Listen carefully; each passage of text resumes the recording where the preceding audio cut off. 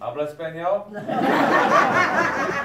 Sprechen Sie Deutsch? Nein. I'm going to do this in English, okay? So we can all understand. What I was doing is letting you know who I am.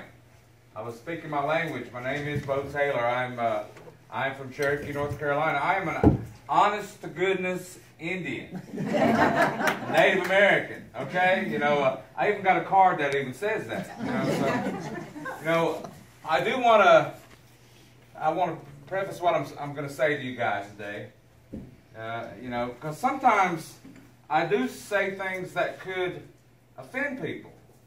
Sometimes I say things that could maybe upset you just a little bit, but before you do get angry and mad and walking out the door and throwing things at me, please, let's take some time and just learn a little bit about and to share. That's why I'm here. You know, a lot of times when people first see me, I kind of saw it, with you. She goes, "What you're comfortable with." A lot of people say, "You like to be called Native American, American Indian?" I like to be called Bo. That's my name, But a lot of times when people see Indians, they kind of lose their minds. They do things they would never, ever do.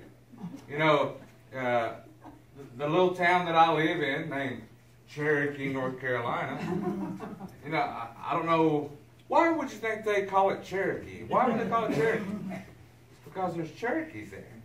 But people will ride through downtown Cherokee, see an Indian walking across the street if I'm all decked up, something like this. And they'll see an Indian walk across the street, and they're apt to roll down their window and go, "Hey, Indian!" Have we ever done that before? Have we ever done it before? Well, we are. We're all going to do it right now, okay? Every man, woman, and child. On three. 1, 2, 3. Terrible. Terrible. Loud and proud. I want to hear you. 1, 2, 3. Awesome. Great. I usually go into the school systems and I do it with the boys and the girls. And I usually have competition. And it's always the boys that win. And they always go, "Yes, in your face. We're the best." But I have bad news for you. When boys do that, they're acting like a woman. In the Plains tradition, when a woman wants to honor someone, she receives a gift. Someone hits a home run, someone's dancing really good and makes them feel good, she's apt to take her hand in front of her mouth and go, "La, la, la, la, la." It's a way of saying, "Way to go." And next thing you know, people ride through downtown Cherokee. But I'm going to tell you something. There's this little town in this state. It starts with an A. What's the name of that town? Somebody help me. What? Atlanta. Oh, that's it. I don't know if you've ever heard about this, but there's a lot of African American people that live there. Have you ever noticed that when we talk about other groups, we whisper? He's Jewish. She married a Mexican. But could you imagine riding through downtown Atlanta, seeing a black fellow walk across the street, roll your window down, hang yourself out, and go, "Shaka Zulu, Shaka Zulu. Hey, black man." What would happen? You might not make it out of it. But for some reason, people kind of lose their minds when they see us. Let me see. I like this lady right here. She's right there. Come on. Yeah, come on up here. No. Please stand right there. You don't know me, do you? We haven't met. We didn't meet. We didn't come together, right? So this is what happens when people see me but reversed. Oh my goodness. ooh, well, aren't you just precious? and your hair is so pretty and these clothes. Hey, did you make these shoes? Hey, Mom, get a picture.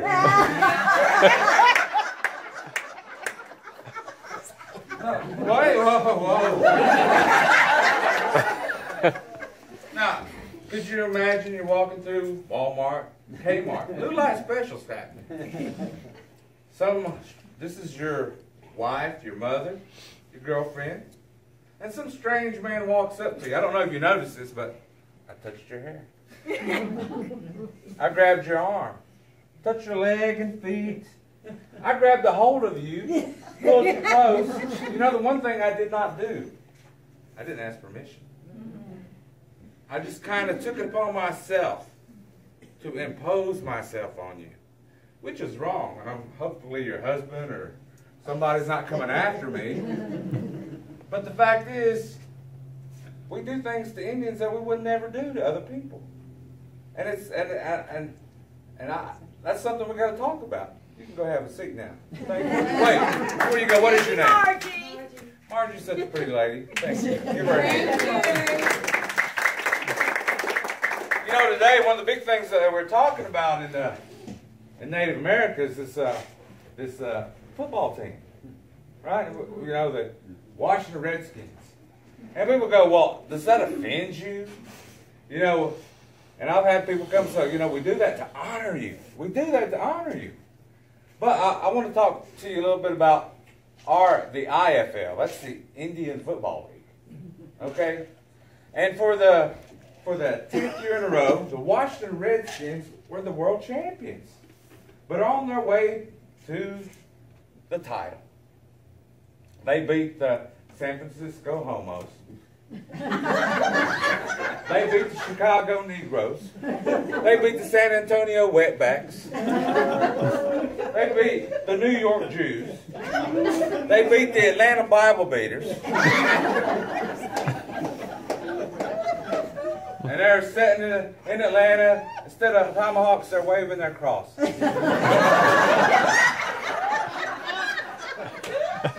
Now that's funny until it's you. Until it's you. You know, I had the opportunity to take two little boys to Atlanta Braves ball game and watch Dale Murphy. Dale Murphy was a star when I was growing up. And these two young boys never been off the Reds. So they were so happy. You're late, man. I appreciate you not pointing that out. I'm not done with you. So these two young boys there, they go to Atlanta. We're sitting there watching the ball game. And they're having such a good time, never really been anywhere. And, you know, it gets to be about second inning. And these guys all show up. And they got war paint on, and they got feathers on, and they show up and they've probably been drinking a few things that they, you know, maybe shouldn't have. And they show up and go, Scalper Braves! Woo! Get 'em Braves! And I watch these two little boys who were so happy before put their heads down. And they were ashamed. And they slid down in their seats. That's when I kind of have a problem.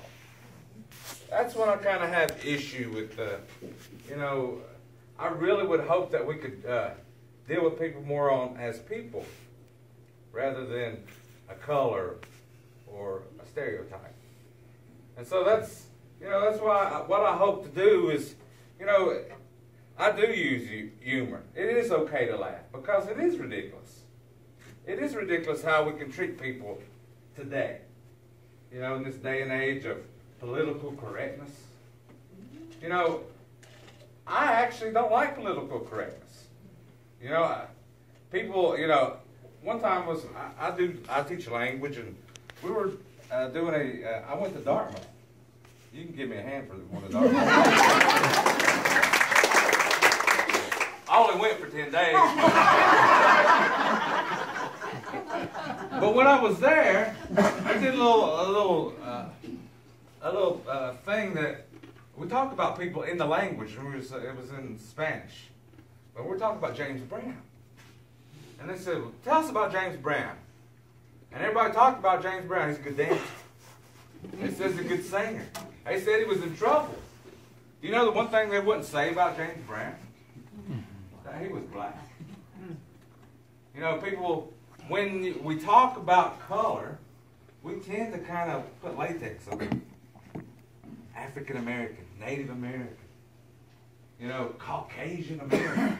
It's kind of, you can actually feel the latex between people. It's not real. You know, I'm not saying go out and say derogatory things.